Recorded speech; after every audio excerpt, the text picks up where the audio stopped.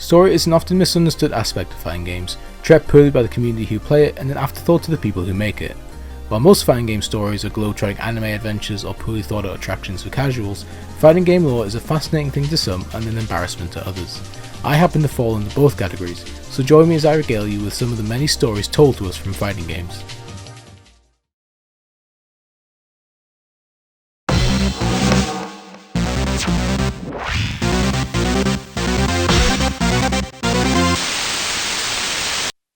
The King of Fighters is an interesting series, collecting some of SNK's best and most popular franchises and putting them all into a 3-on-3 tournament based fighter.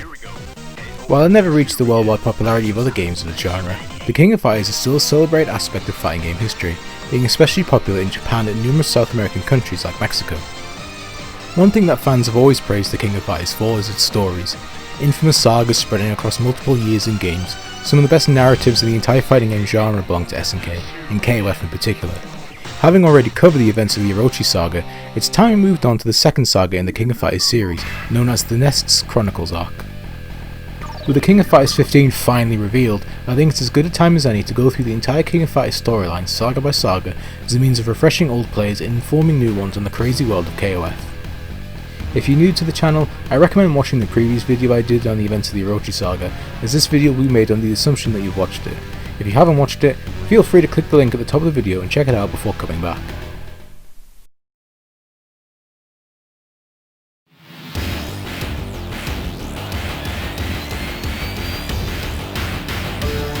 It's been 2 years since the event of the King of Fighters 97 tournament that saw the Hakushu summon a powerful being known as Orochi. Orochi was defeated by the descendants of the ancient clans that had once defeated it centuries prior, Kyo Kusanagi, Iori Yagami, and Chizuru Kagura, collectively known as the Three Sacred Treasures. After Orochi's defeat and subsequent resealing, the Three Sacred Treasures vanished without a trace. Though Chizuru is presumed to have returned to her role as the head of the Kagura family, and Iori is assumed to have simply returned to lurking in the shadows, Kyo's apparent kidnappings left him presumed dead. With Kyo thought to be dead and Goro Daimon retired from competitive fighting, Benimaru Nikaido has slowly returned to a life of normality and spent the last year on a modelling tour. Shingo Yabuki, Kyo's friend and self-proclaimed protege, meanwhile, has continued his training since the end of the 97 tournament and has become acquaintances with Benimaru and Daimon. With the lack of any new King of Fighters tournaments since 97, fighters across the world enjoy a time of peace. Benimaru returns to Japan after his tour to meet with Shingo. Upon meeting, Benimaru is shocked to discover that not only has another King of Fighters tournament been organised, but both Benimaru and Shingo have been entered together against their will. Upon learning more about the nature of this year's tournament, Benimaru is confused at the drastic change in the nature of the tournament. Teams now consist of 4 people instead of the usual 3, but the fights are still on 3-on-3, with the 4th member acting as a striker, a fighter who assists their team mid-fight. The host of the tournament is left unknown, but they have still seen it fit to appoint certain competitors together in teams without consulting them. Benimaru and Shingo discover that they are to team up with 2 mysterious people, named K-Dash and Maxima. Benimaru has never heard of these people before and immediately becomes suspicious as to the true intent of the tournament. Despite his misgivings, Benimaru and Shingo depart for the tournament together in search of K-Dash and Maxima, with the goal of discovering who has organised this mysterious KOF tournament. Upon meeting with K-Dash and Maxima, Benimaru is frustrated when the two reveal very little of their true nature or their role in the new tournament. The two possess state-of-the-art technology, with Maxima's body being cybernetically modified with high-grade weaponry, while K-Dash makes use of a red glove that seems to give him intense pyrokinesis powers similar to Kyo. With no choice but to compete, the 4 make their way to the tournament. Along with K-Dash, Maxima, Benimaru and Shingo, 6 other teams enter the King of Fighters 99 tournament. While the teams are mostly ones returning from previous tournaments, the addition of a 4th member has drastically shaken up the usual balance of competitors. The Fatal Fury team once again consists of Terry Bogard, Andy Bogard and Joe Higashi, but are now joined by Mai Shiranui. The Art of Fighting team now includes the whole Sakazaki family, featuring Ryo Sakazaki, Robert Garcia, Yuri Sakazaki and Takuma Sakazaki. Acting upon Haida and suspicions about the new tournament, Leona Haida, Ralph Jones, Clark Still and new member Whip leap into action once again as the Ikari Warriors team to discover the truth behind it. The Psycho Soldier team consists of staples Athena Asamiya, Seikensu and Shin Gensai, but are now joined by the young fighter Bao, who also exhibits psycho powers similar to the others. King reforms the Women Fighters team and brings along old friend Kasumi Todo, but are now joined by Blue Mary and Southtown resident Li Zhangfei. Finally, the Korea Justice team features Kip Cap Wan and criminals Chanko Han and Choi Boonj, but are now joined by Kim's old friend and fellow criminal rehabilitation enthusiast Jun Hoon. Though the tournament at first runs smoothly, things begin to change as multiple teams reach the semi-finals. Managing to advance to the semi-finals, the K- team find a secret base through an entrance in a sewer. As they enter the base, an unknown entity monitors their progress and ability in battle. At the same time, operatives around the world transport shipments containing thousands of clones of Kyo Kusanagi, ready to unleash them on the world. As this happens, a mysterious man keeps watch over the events of the tournament and the Kyo clones. After defeating the last team needed to advance to the finals, K-, Maxima, Benimaru and Shingo take a transport elevator down to the depths of the secret base. As they head down, Haiden loses contact with the Ikari warriors who are also in the base. Haiden is suddenly alerted to the existence of the Kyo clones who are ready to be deployed across the world. Realizing that the KOF tournament was a front, Haiden desperately tries to contact the Ikari warriors. Upon reaching Site 70599, the K- team are greeted by the host of this year's tournament, a mysterious man named Chrysalid. Chrysalid and the K- team fight in the finals of the tournament, with the K- team winning. Despite the K- team's victory, Chrysalid reveals his true goal of acquiring the fighters' battle data in order to activate the Kyo clones and begin their rampage. Haiden manages to listen in on the conversation as Chrysalid tells the K- team that the Kyo clones were made after the events of the Three Sacred Treasures battle with Orochi, but the real Kyo was able to elude them and vanished. Chrysalid then reveals that K- is actually a clone of Chrysalid, who himself is a clone of Kyo. With K- unable to deny the claims, Benimaru and Shingo realize that K- and Maxima were forced to enter the tournament with them under the order of Chrysalid and his cartel. With their final mission complete, Chrysalid decides to kill K- and Maxima alongside Benimaru and Shingo. The group are able to fight back against Chrysalid and his Kyo clones and take him on head to head. Shedding his coat and revealing his advanced bodysuit used to collect battle data, K- and the others manage to defeat Chrysalid and bring his plans to an end. Baffled at his defeat, Chrysalid attempts to rectify his loss but is stopped when a voice rings out in the room. The voice tells Chrysalid that he has failed, as his defeat has neutralized all the Kyo clones that were ready to strike. The voice thanks Chrysalid for his efforts but abandons the mission. Now without a purpose, Chrysalid asks the voice what he can do now, but the voice coldly tells him that his mission as a clone is complete and that he serves no purpose and must be terminated. The base begins to crumble as the defeat of Chrysalid has triggered a self-destruct sequence. Chrysalid curses the voice for his betrayal as he is crushed by falling debris. As K- and the others go to leave, they are approached by an unknown individual. Realizing who this person is, K- expresses his desire to fight the man, who reveals himself to be none other than Kyo Kusanagi. Before they can fight, Shingo and Benimaru confront Kyo and express shock at his sudden appearance. Before they can ask Kyo where he has been for the last 2 years, the base begins to lock down, cutting off Kyo, K- and Maxima from Benimaru and Shingo. Kyo questions K- as to who he is, but the voice informs him that K- is in fact a clone of Kyo and not a clone of Chrysalid as they were initially led to believe. The voice mocks K-'s nature as a clone and promises to meet him again if he can survive the crumbling base. Kyo vows to find the voice and ruin him, but the voice dismisses Kyo, having lost interest in him. As K- and Maxima leave, Kyo questions the voice on what the purpose to its motives are. The voice responds that its goal is simply to harvest power for their ambition for world conquest, and that the only reason they used K- was due to him being the clone who exhibited the power most similar to Kyo. As to why the cartel are interested in Kyo in the first place, the voice tells them that with something like Kyo's powers, they can reach their goal 10 years quicker than previously intended. As the voice bids him farewell, Kyo is forced to flee as the base crumbles around him. With the destruction of the base, the team still left inside try to escape. Having just been shy of reaching the finals, the Psycho Soldier team desperately try to make their way to the base's exit. As they flee, Athena stops to inform Kensu that they are close to the exit. By stopping, however, Athena leaves the cell vulnerable as she is trapped by a piece of falling debris. Kensu tries desperately to free Athena, but is unable to due to his psycho powers being currently lost to him. Ignoring Athena's pleas to leave her and save himself, Kensu tries and fails to free Athena as the base collapses on them. The Ikari warriors make a hasty retreat upon the base's destruction, but are forced to leave Whip behind as she ventures further into the base to deal with some unfinished business. Inside, she finds the dying Chrysalid. Chrysalid asks Whip why she abandoned him in the cartel, calling her his sister. Whip harshly informs Chrysalid that she is not his sister, and that his memories belong to someone else as a result of the cloning done by the cartel. Chrysalid at first denies Whip's words, but accepts them when he is also unable to recall his past childhood memories. Whip reveals that the memories Chrysalid have belong to none other than K-, who in an ironic twist of fate is actually the one Chrysalid is a clone of. Realizing that Chrysalid was not in fact her brother and that she was lied to, Whip left the cartel and joined the Ikari warriors to find out the truth. Led to believe that Kadash was the clone, Chrysalid dies knowing that he was betrayed from the start by the cartel. Whip leaves, thanking Chrysalid for the real memories they shared. Benimaru and Shingo make their way to the base's exit as the voice rings out. Revealing themselves as the NESTS cartel, the voice claims that the New World Order is now in effect. As he realizes that they've lost the others, Shingo trips and falls as the base self-destructs. Benimaru stops to help Shingo as the two continue their escape. As they flee, Kadash and Maxima are surrounded by several NESTS gunmen.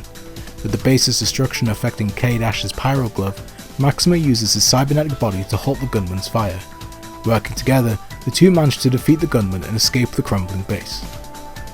Leona, Ralph and Clark manage to reach the awaiting Hydern, who is ready to extract them via helicopter. They decide to wait for Whip, who manages to escape from the base in time.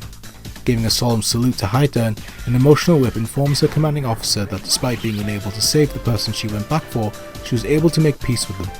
With a new villainous entity rearing its head, the Ikari warriors return to base. As the base finally crumbles, Chin, Bao and Athena's friend Karu watch in despair as their allies fail to appear from the rubble. Suddenly, they notice a ball of energy emerge from the smoke as a powered-up Kensu carries an unconscious Athena. Using a previously untapped power, Kensu and Athena return to the others as Bao suddenly grows weak and passes out. Upon arriving to safety, Kensu and Athena drop to the ground as Chin and Karu are left to deal with the three unconscious Psycho soldiers and this new unexplained power. Kyo watches the smouldering base from the distance as he vows to come after the NESTS cartel and destroy them. Having been kidnapped by them after the events of the 97 tournament, Kyo was cloned by NESTS but managed to escape before they could finish their plans. Assumed dead by the world, Kyo used the opportunity to stay underground and investigate why the NESTS cartel wanted his powers. As he leaves, NESTS confirm the death of Chrysalid and Kyo's escape, but decide to leave him alone as the data they need is with Kadash, who become NESTS' new focus. Once the base is clear, Hydern returns with several soldiers to retrieve any clues they can find. They discover Chrysalid's body, though they are unable to confirm his identity. Hydern closes Chrysalid's eyes as a show of respect, with the young man being just another victim of NESTS. After clearing the area to check for more survivors, Hydern takes Chrysalid's body back with him. Sometime after the events of the KOF 99 tournament, Iori Yagami shows his face for the first time in 2 years after discovering a rogue clone of Kyo and defeating it. Intrigued by the nature of Kyo being cloned, Iori follows the trail left by the 99 tournament and discovers the remains of the base that was destructed by NESTS. Realizing that Kyo must be alive, Iori vows to find his old rival and destroy him. As he leaves, NESTS begin tracking Iori but decide to leave him be for now as they begin the next phase of their plan.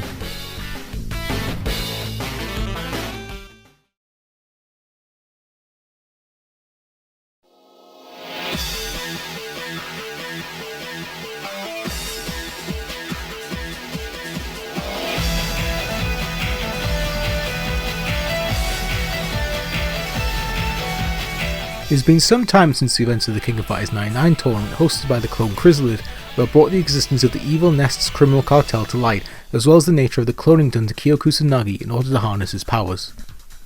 Having been deceived by their employers into nearly causing a worldwide attack by a legion of Kyo clones, rogue agents Kadash and Maxima have kept to the shadows while continuing to strike back against NESTS.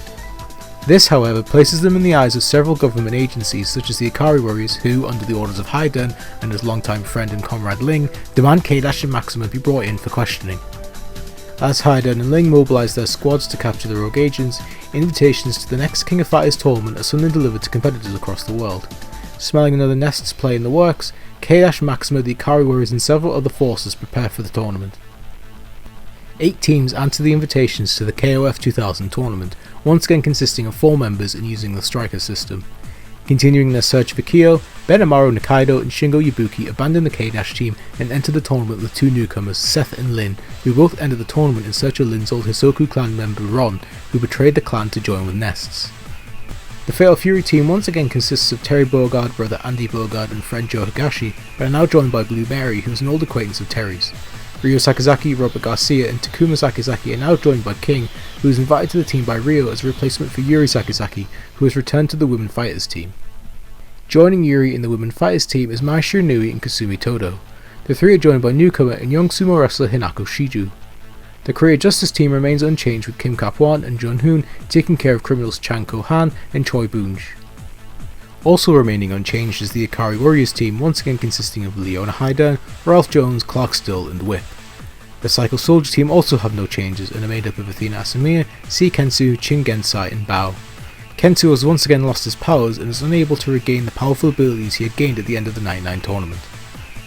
Kyo Kusanagi and Iori Yagami once again ended the tournament solo, with Kyo looking to take down NESTS for the crimes done against him, and Iori only interested in finding and defeating his old nemesis. With the whole world out to get them, K-Dash and Maxima initially do not intend to enter the tournament, fearing it to be a trap planned by NESTS to recapture them. However, they are approached by mercenaries Vanessa and Ramon, who offer to team up with them for the tournament. The two accept, with the four making the new K-Dash team.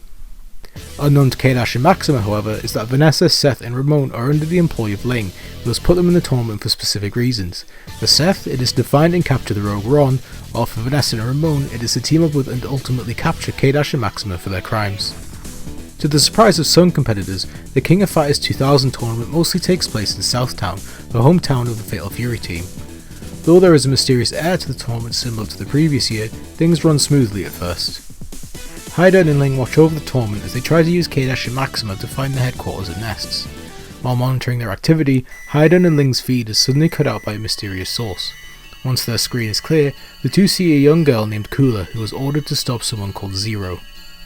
Upon activating, Kula freezes the area around her and confronts K-Dash and his team in a fight. Unbeknownst to everyone involved, Kula Diamond is a being created by NESTS that is ordered to investigate the 2000 KOF tournament. Dubbed Anti-K-Dash by her creators, Kula is to track down and exterminate traitors to the cartel, including K-Dash. However, the amount of experimentation done to Kula has resulted in her having the mental age of a child, and thus is accompanied by Candy Diamond, an android designed to be friends with her, and two NEST agents named Foxy and Diana, who are to oversee Kula in order her to neutralize any traitors they come across, while also making sure Kula does not betray the cartel herself. Once Kula is defeated, Haidern and Ling's feed is restored as they try to figure out its cause. Though Haidern is unable to figure out Kula's nature, Ling is able to capture an image of her and is seemingly aware that she is NEST's anti-K-Dash weapon. Continuing on with the tournament, K-Dash and his teammates arrive at an empty warehouse in Southtown where they defeat the final team in their way. Haidern worries about things not going to plan, but Ling remains calm, revealing that he has foreseen the events that are currently playing out. Haidern immediately becomes suspicious of Ling as he begins revealing more information that Haidern is unaware of. Ling takes over command of the operation from Haidern as he reveals his true goal of getting the K-Dash team to activate a powerful weapon in space called the Zero Cannon. Haidern is suddenly surrounded as he questions their true goal, thinking that it was to capture K-Dash and Maxima and search NEST space. Haidern is then held at gunpoint as Ling begins Project 2000. Meanwhile, K-Dash, Maxima, Vanessa and Ramon take an elevator down as they wonder if they're out of danger.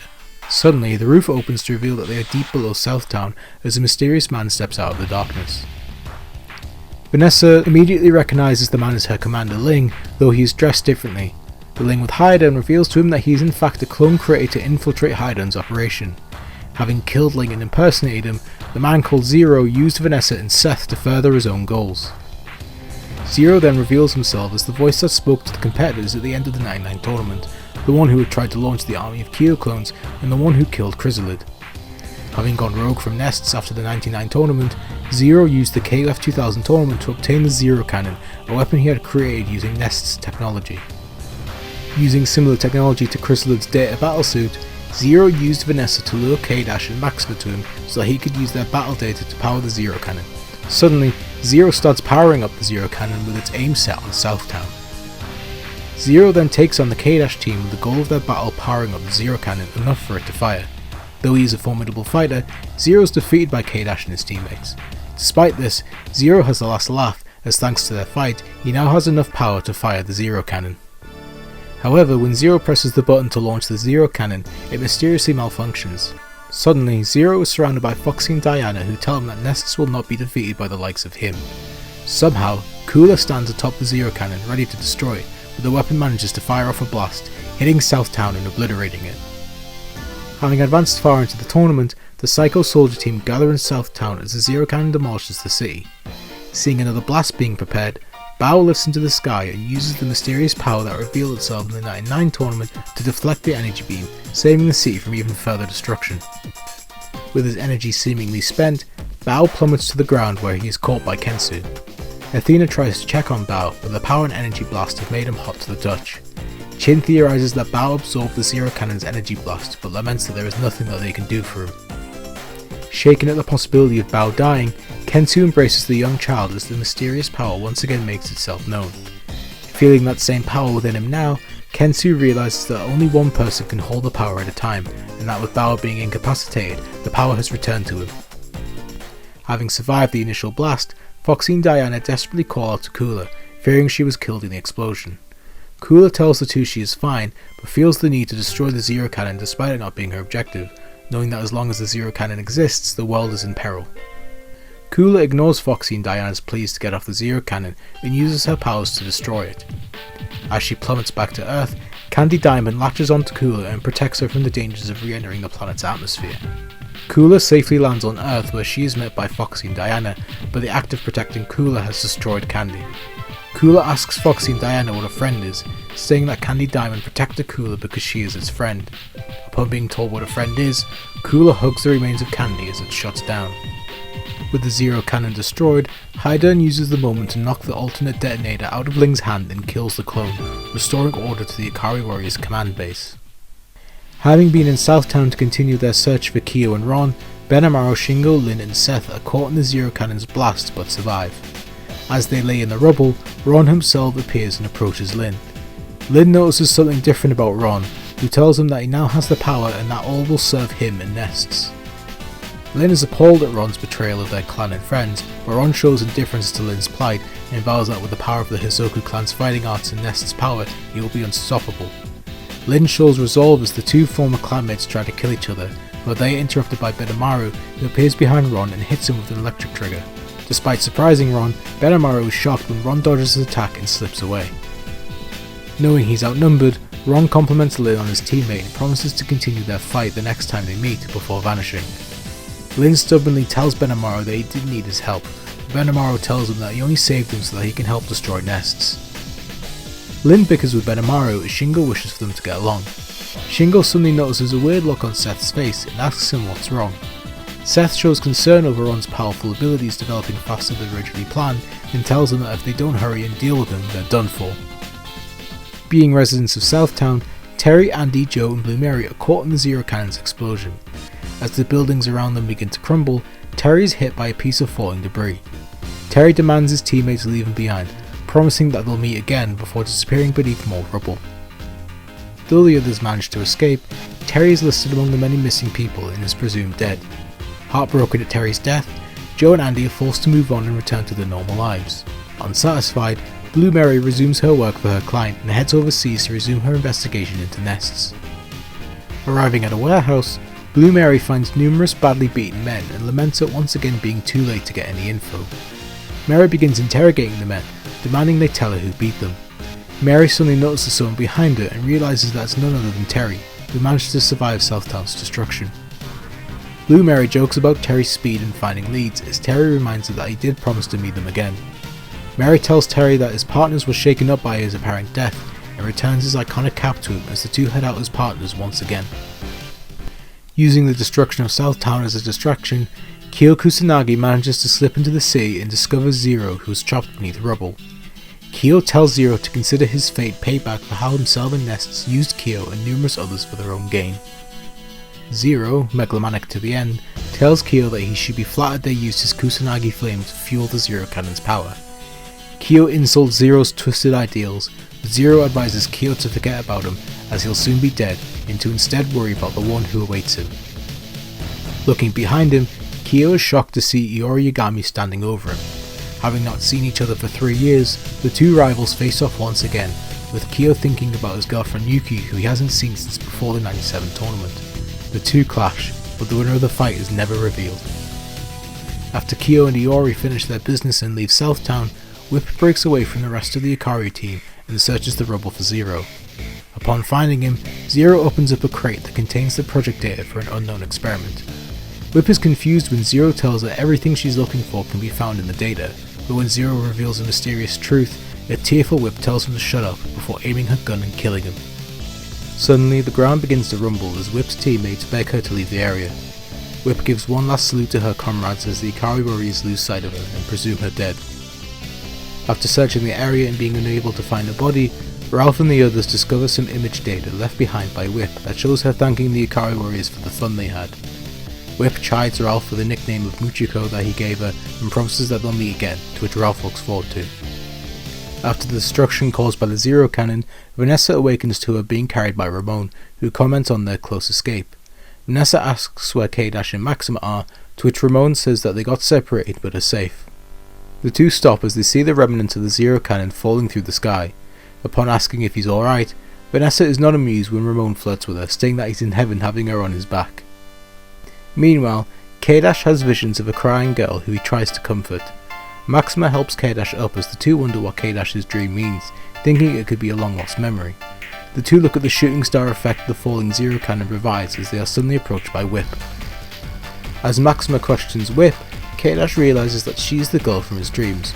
Whip reveals a shocking truth to K-Dash and Maxima, which we later know to be the fact that K-Dash and Whip are siblings, who were both captured in an experiment done by NESTS. Maxima asks K-Dash if he believes Whip, to which K-Dash says that he'll do as he pleases. Maxima accepts K-Dash's decision, but shows concern at there only being 3 of them.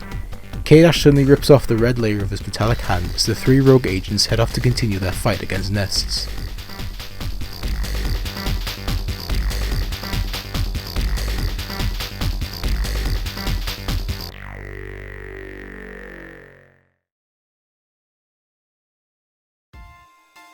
One week after the 2000 tournament and the destruction of Southtown, Highdown visits the remains of the sea. Highdown goes over the events of the tournament in his head, explaining how NESTS have already crawled in their hole after the Zero Cannon was destroyed by Cooler. Highdown comes to the conclusion that Zero had intended to use the Zero Cannon to destroy NESTS' base of operations, confirming that he had betrayed the cartel and why Cooler was sent after him. Highdown is unable to gather any of the project data left behind by Zero, though he is apparently unaware that Whip is the one who took it.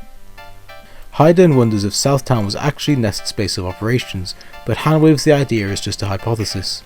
Regardless, Highdown accepts that they were creamed, by Zero and NESTS as they lost Southtown and their pride. As Highdown looks out at the ruins of Southtown, he wonders what NESTS have in store for them next.